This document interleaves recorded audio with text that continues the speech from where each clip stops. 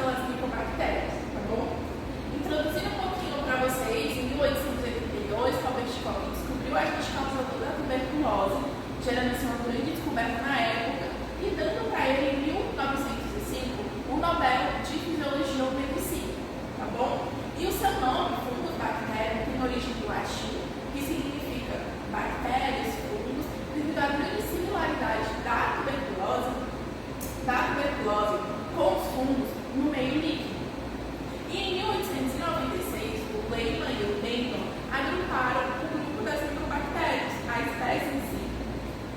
Trouxe aqui uma classificação bem rapidinho para vocês, tá bom?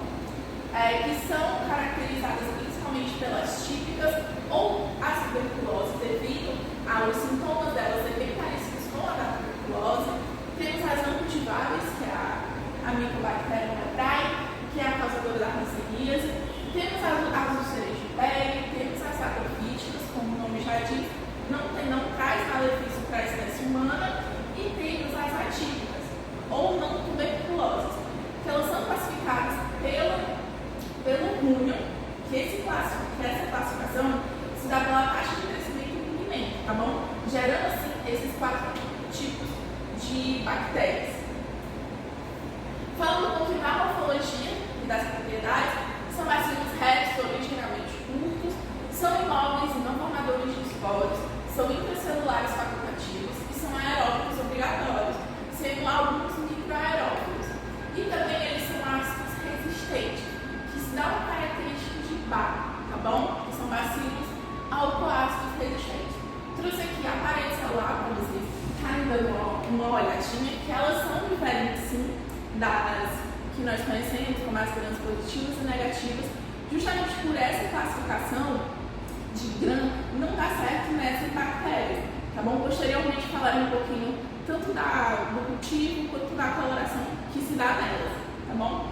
Sua parede celular é composta pelo peptídeo glicano ou pela membrana citoplasmática, pelo peptídeo glicano, pela aridobrinogalactana, que é o polissacarídeo que se liga ao peptídeo glicano, e temos também os ácidos glicólicos, que são ácidos graxos de cadeia longa, que dá às micobactérias a especificidade de ser álcool resistente, tá bom?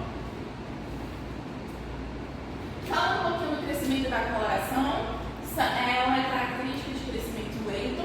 Algumas das espécies crescem água-sangue. Como falei anteriormente, não são grãs nem negativas nem positivas, logo a coloração de grã não é eficaz.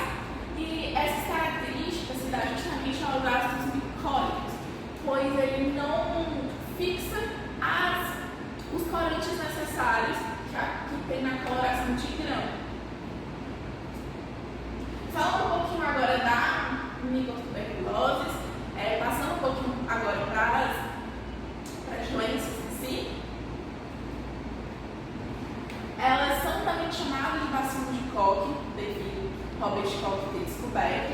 São bacilos aeróbicos obrigatórios, daí o tropismo dela por áreas altamente oxigenadas, como pulmão, rim, tá bom? São imóveis devido à ausência de flagelo, são de crescimento lento, e o tempo de geração dela é de 18 horas, sendo normal de 3 a 5 horas, mais ou menos, tá bom? E elas não produzem êxodo e não possuem endotoxinas. Falando agora um pouquinho dos fatores de influência dela, trouxe para a parede celular da tuberculose, né, da micobactéria, que a gente pode ver uma bicamada lipídica, que é justamente a membrana, exposta ao peptídeo glicano, todos esses fatores que eu falei anteriormente que se dá característicos da espécie mesmo, tá bom?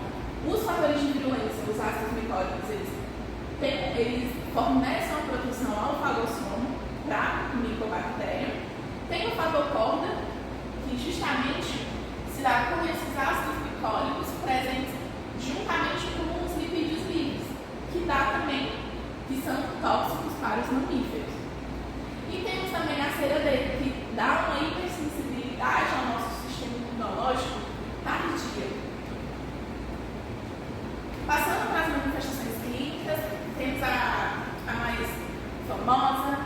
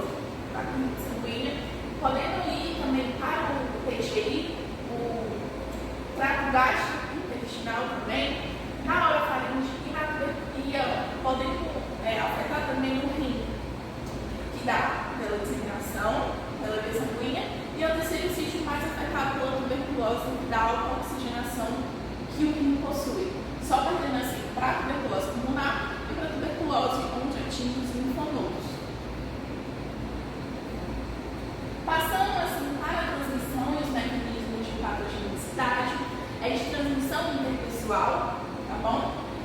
Por via de aerosóis, sendo que esses aerosóis, quando examinado, esfregaço positivo. Ou seja, eles ainda estão transmitindo, o fator de virulência ainda está muito alto nesse paciente.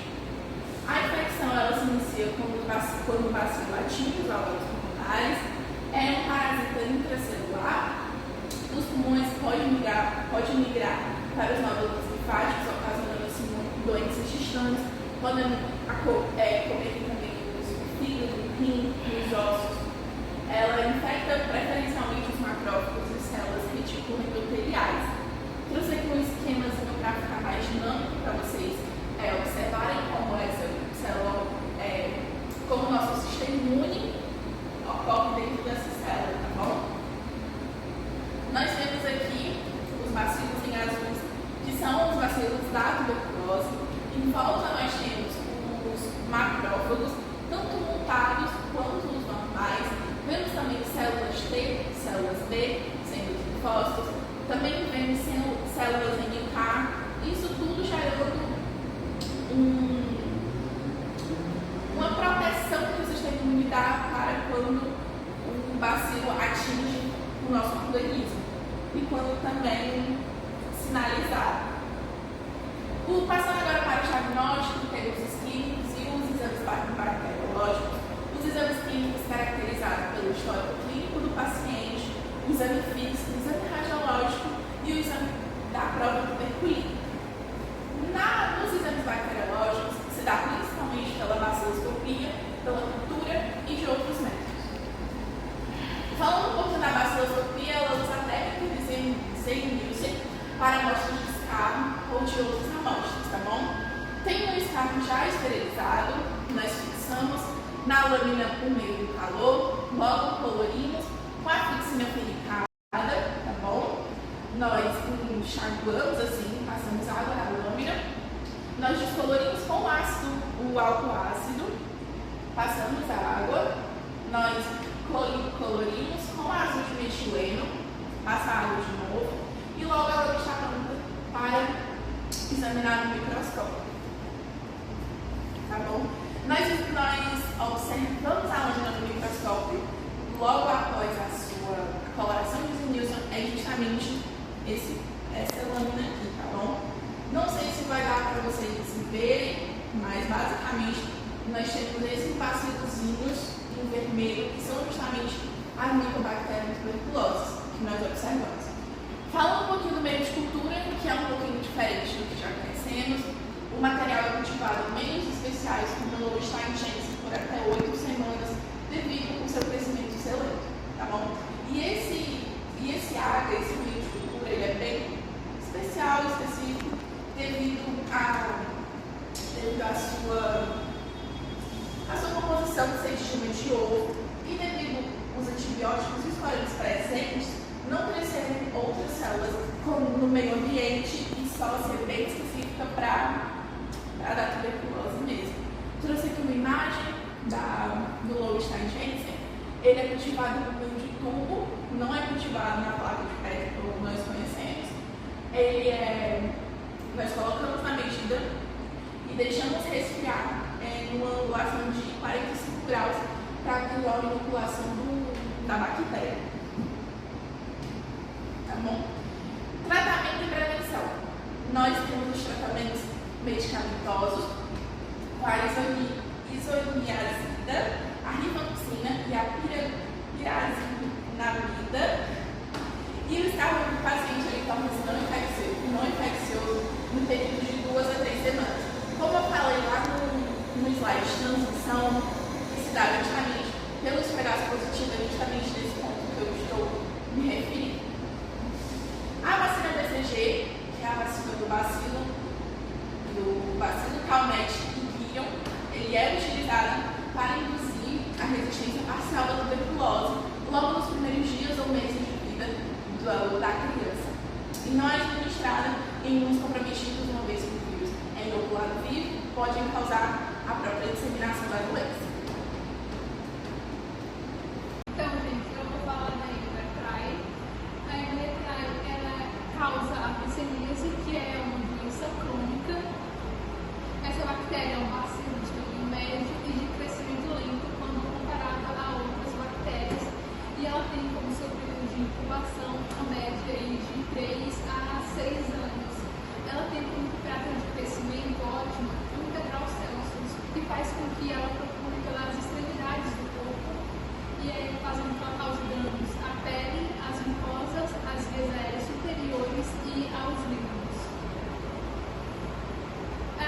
transmissão dela é feita pelo contato direto com a pele lesionada ou pelo trato respiratório. Porém, é importante ressaltar que essa contaminação ela só acontece se a pessoa que estiver com hanseníase estivesse transmitindo de uma forma contagiante e ela não estiver fazendo nenhum tratamento. A maneira como o sistema imune de uma pessoa vai reagir à hemorragia vai depender se ela já teve contato anterior com a tuberculose e se ela foi pela imunização BCG. O melhor método já desenvolvido para demonstrar a multiplicação da hemorragia em laboratório foi pela técnica de Shepherd, que para fazer essa técnica você retira os bacilos de um paciente que não esteja sendo tratado e injeta eles na pata de um camundongo imunocompetente. A hemorragia tem a capacidade de invadir o sistema nervoso periférico, causando neuropatias. A bactéria ela vai se alojar nas células de Schwann e elas vão ser ingeridas. Porém, essas células elas não têm a capacidade de digerir essas bactérias. Então, essas células, elas, além de serem como hospedeiras, elas também acabam protegendo a bactéria da resposta imune. Dentro da célula de Schwann, a bactéria ela pode alterar a expressão de genes.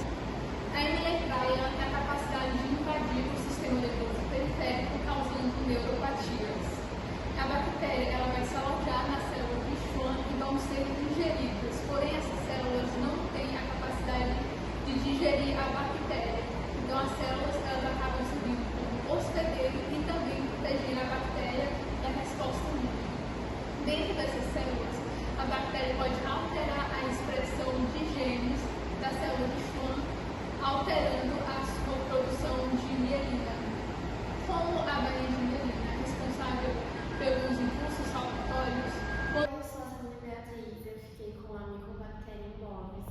Vou falar agora sobre as características de seus mecanismos de transmissão. Ela trata-se de uma zoonose. A transmissão acontece entre animais silvestres e animais domésticos, assim como dos animais domésticos para os seres humanos. Os fatores de virulência estão relacionados com a sua parede de lapidação complexa.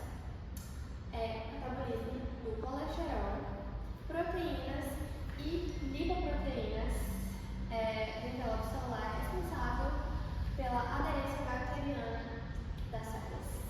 Os sintomas são tosse seca e, se permanecer, podendo haver pus, sangue, secreção, cansaço excessivo, febre baixa, sudorese noturna, falta de apetite, palidez, emagrecimento e, em casos mais graves, apresentam dificuldade de respiração. Diagnóstico e tratamento. É feito a campo por meio de teste intradérmico da tuberculina. Todos os animais a partir de 6 semanas devem ser submetidos a exames por médico veterinário. Um pouquinho sobre a hemorragia agora. As características gerais delas são que elas são bacilólogo resistentes, como a nossa amiga Filha citou anteriormente, gram-positivas, não móveis, elas não são formadoras de esporos, o crescimento dela é lento, variando de 8 a 12 dias, em temperaturas ambiente com a de 32 a 40 graus. A parede celular dela é constituída por ácidos micólicos e grande quantidade de lipídios, o que torna difícil a penetração de corantes e outros produtos químicos, como também citado anteriormente.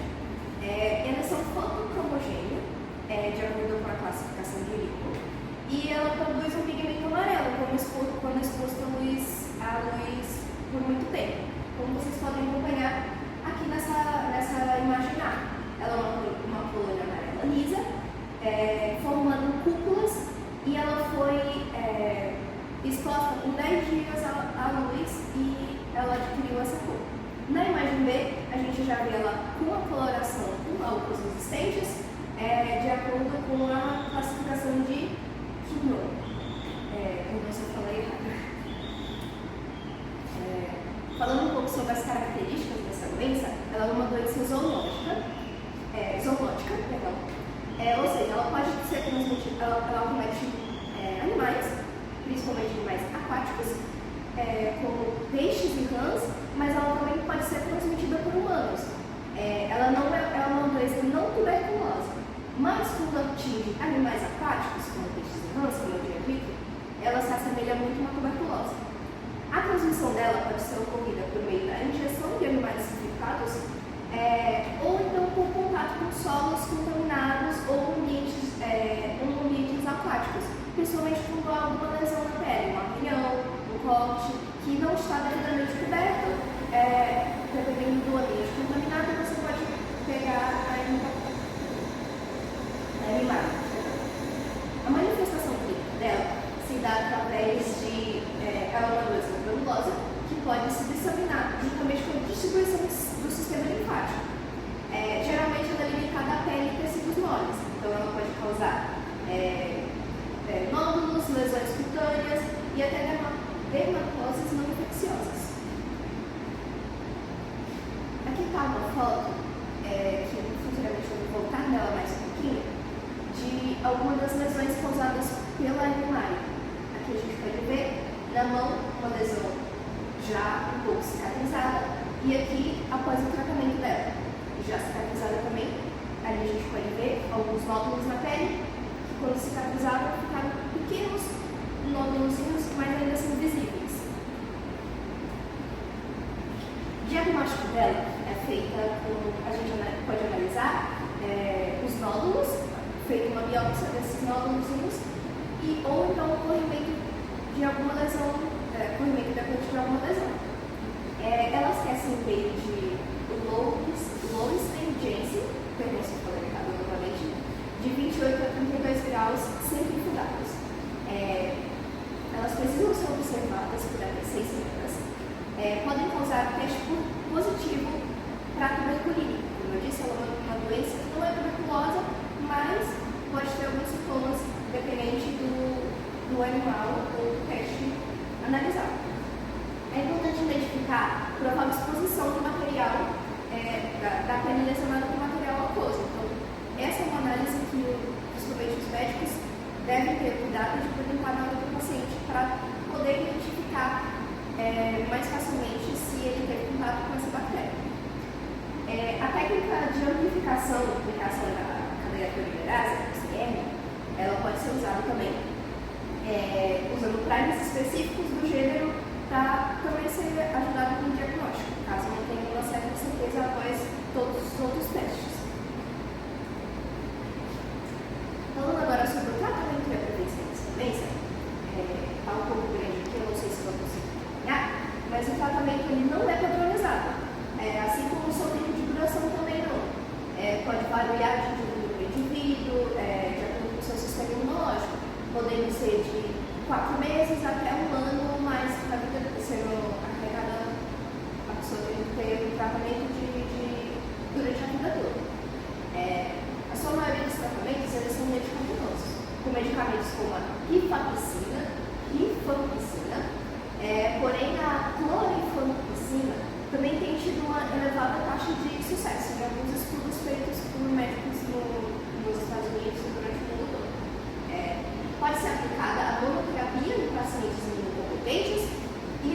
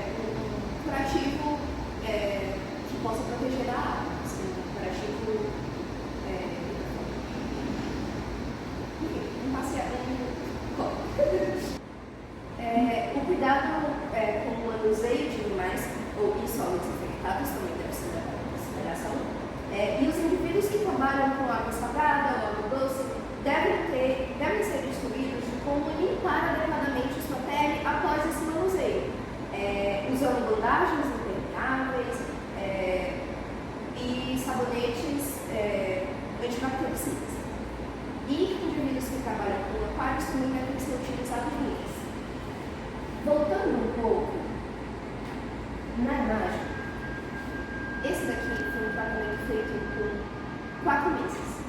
Como eu disse na forma do tratamento monoculturalizado, a imagem primeira, ela foi feita um tratamento de 4 meses e resultou nessa lesão muito aparente.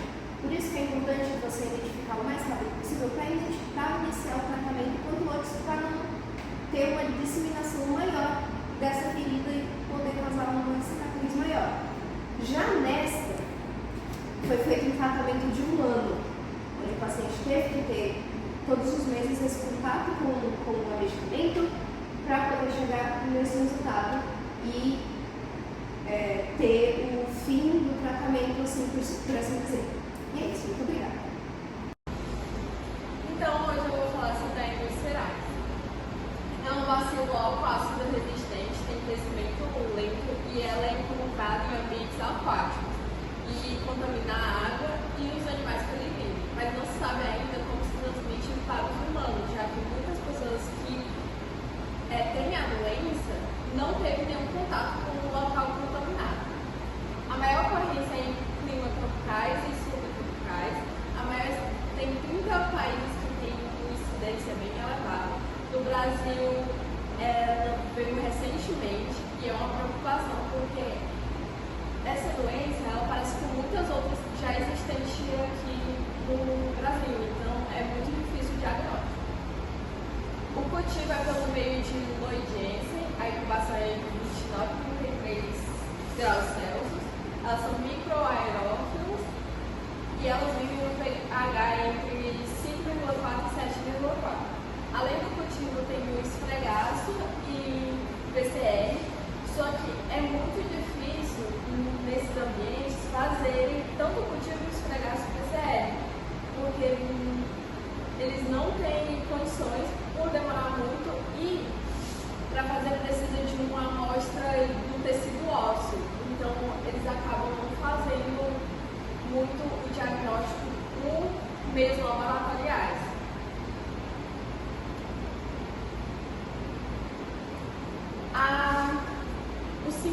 A sintomatologia está relacionada a mais a demora do tratamento. Então, ela começa a apresentar colonização do tecido saudável, que é a parte onde é mais assintomático. Então, pode passar muito tempo fazendo essa colonização do tecido saudável e não ser perceptível. Essas bactérias têm a produção de micolactona para fazer a necrose tecidual. Vai apresentar deficiências funcionais, que isso é quando está mais tardio, que é quando apresenta sequelas, tanto físicas como neurológicas. E elas podem ser divididas no estado pré-ulcerativo, que aí vai aparecer as papolas, os nódulos, as plagas e os edemas. As papolas e os nódulos são bem característicos dessa doença, que é basicamente a úlcera, né? E o ulcerativo, que na verdade a papola e o nódulo é o início das úlceras. E o ulcerativo é ter as úlceras pequenas, que elas são menores que 5 centímetros e às vezes são maiores. E quanto mais tempo passar, maiores elas ficam e também se juntam com a necrose tecidual e faz um maior estrago. Elas também, em vez de ser divididas em estágios, a gente também pode classificá-las em localizado e disseminado. Localizado é mais na região dos braços e pernas, disseminados pelo corpo todo. A virulência dessa bactéria ela é muito pequena, ela é só mediada por plasmídio. Elas têm a micolactona, que é uma toxina que vai causar a necrose tecidual, como já disse, ela é anestésica e imunossupressora. Então, o plasmídio vai ser compartilhado com outras bactérias e assim todas elas vão ter a micolactona. E esse é o principal e único, praticamente, fator de virulência dela. A patologia ela é dividida nesses 4 estágios que vai ajudar no diagnóstico. O estágio necrótico não ulcerado, ela vai ficar com a epiderme totalmente intacta, mas hiperelástica e não vai apresentar úlceras. É o primeiro estágio. O estágio necrótico ulcerado vai perda da epiderme. Estágio cicatricial inicial vai ter uma resposta granulomatosa na epiderme. E estágio cicatrizal tardia vai ter fibrose tecidual. O diagnóstico desses foi feito por um profissional experiente, porque, como eu já tinha falado, aonde ocorre a maior incidência dessa doença, eles não têm condições e meios para ter o diagnóstico laboratorial. Então, geralmente é feito pelos sintomas. Então, o médico profissional tem que ser muito bem treinado e experiente na área.